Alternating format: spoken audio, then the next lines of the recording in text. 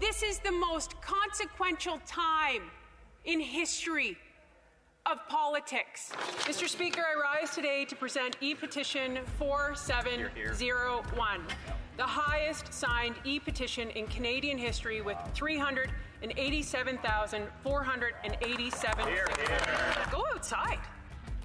Go outside and talk to somebody. So when you bring your wheat in, for example, and you dry the wheat, boom, carbon tax. And then when we truck the wheat to the elevator, carbon tax. And then when the elevator trucks it to the mill, there's another carbon tax to make the flour. And then when it goes to make the bread, there's another carbon tax. And the freaking loaf of bread has to have wrapped in something. There's carbon tax on that.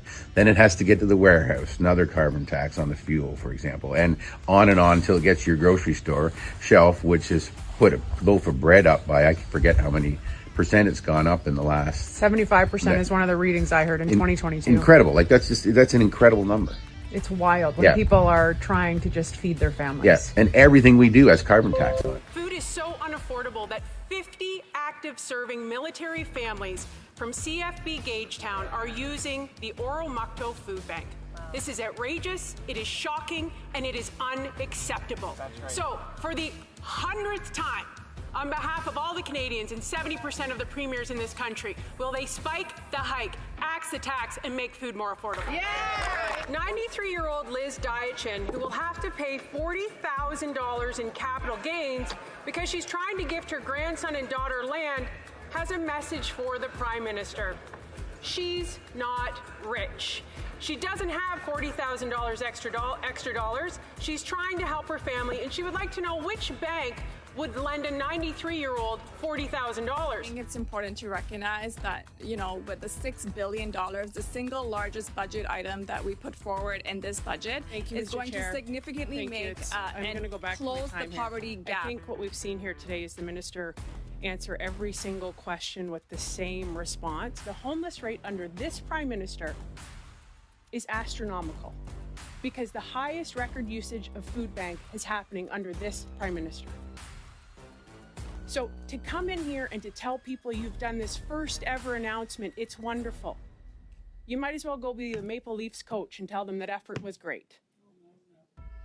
Okay, outside of the House of Commons just spoke on natural health products. Blaine Calkins put forward a private member's bill to ensure that this industry stays alive so that you can access your vitamins, your minerals, your probiotics. Crazy town that we actually have a government, the Liberals, who want to take this away from Canadians. More government overreach. I have Jules Gorham here. Jules, you were in the gallery. You watched this. Kevin Lamoureux, a Liberal MP, said it was garbage what we were saying, that this will decimate the industry and Canadians' access to natural health products. What did you think? I thought it was shocking to hear those words being used when we know very well that on these changing regulations and the legislation that was changed through the annex in the budget last year, that no gender-based analysis was done. So it's not garbage that women in this sector are going to lose their businesses and lose everything that they've worked for. It's not garbage. It's important, and this needs to go back to committee. I will remind the member opposite that the Charter of Rights is not in place to protect the government from the people.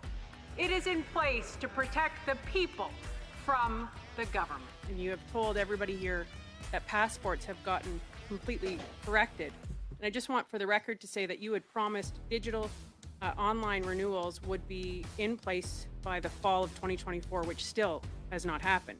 We do not have a revenue problem in this country.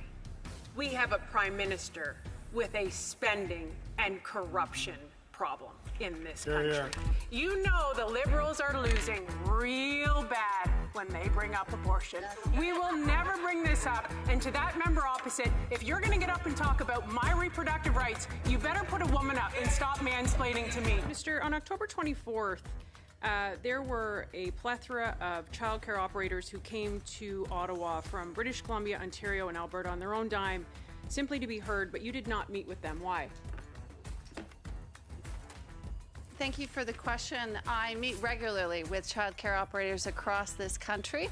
On that particular day, I can't tell you exactly what I was doing. I believe my staff perhaps met with them. I think it was the day before. So that's just false. The organizer of that group wrote to you saying that your staff absolutely did go outside, but instead to take photos, these are her words, within minutes of our meeting start time for the apparent purpose of further mocking, discrediting and shaming those present on social media by questioning the group size. House of Commons, every single day you hear the Prime Minister and the Minister for Families, Children and Social Development tell you that the best thing they've ever done is $10 a day childcare. Well, I've got a lot of people here behind me and parents and operators who would tell you otherwise. Ladies, what do you have to say to the government? Yeah. You know what that school food program is? $2.50 a kid. And you know what? There's no food in it. It's purely bureaucracy. If you don't fix this carbon tax and quit driving up the cost of food, you will never be able to feed families, do the right thing, make sense, and stop doing this nonsense marketing schemes that won't feed anyone. This is absurd. Paul Bernardo, one of the world's worst monsters, murdered, raped women, Leslie Mahaffey, Kristen French. His parole hearing is coming up, and the victims' families, the mothers of these young girls that were murdered and raped and tortured, were denied the ability to go to the parole hearing. This isn't a privilege. This is a constitutional right, and they were denied the ability to attend the parole board hearing. Why? Because the parole board says it was a security issue.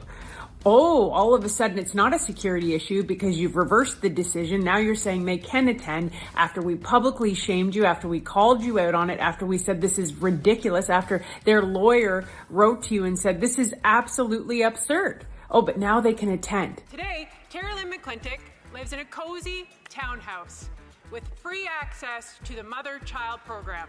Yes, you heard that correctly. A child killer has free access to children in prison.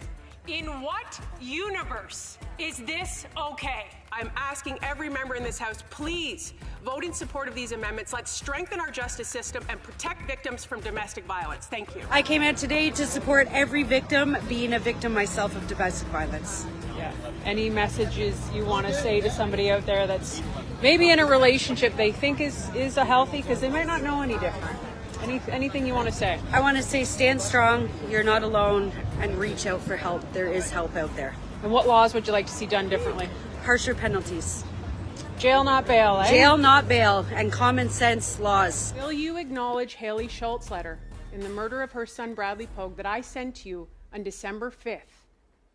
Will you read this if I walk it over to you, and will you acknowledge her? There are certain things that confine my role. That matter is actually... Can't pick up the phone, can you? On what date did the Minister of Justice publicly say that it is empirically unlikely that Canada is less safe? These are his words. On what day did he say it? Minister? Being Canadians safe is a priority for mine. That's why we're addressing things like gun violence. I was a bit shocked during the supplementary estimates vote when that member voted against $83 million of funding, which would have helped with guns and gangs. The RO member? Of Justice for Canada, folks, and he actually said that, and that was on July 31st, 2023. Walking in what many people would know as like Byward Market in Ottawa, Rideau Street. And I've just walked by a gentleman who was unconscious and OD'd on the street.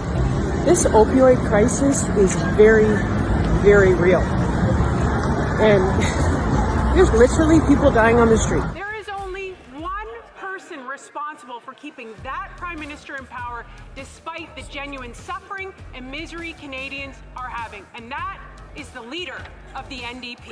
It was just a week ago the Prime Minister stood on stage to tell women what a great feminist he is. And then today, we learned the Prime Minister told the first ever female finance minister to do as he says or lose her role. She resigned. Wow. Even the finance minister doesn't have confidence in the Prime Minister. Don't give up hope. Pressure builds diamonds. 2025, here we come. We're going to bring it home, and Pierre Poilievre is going to be the Prime Minister. And don't for 1 second let Jagmeet Singh try to trick you into telling you they just need another leader, that Justin Trudeau just needs to resign, because every single Liberal MP and every single NDP member let all of this chaos and all of this suffering happen, and they are responsible for how we got here because they let it happen. And we will fight them, and we will stand with you for you. Merry Christmas and happy holidays.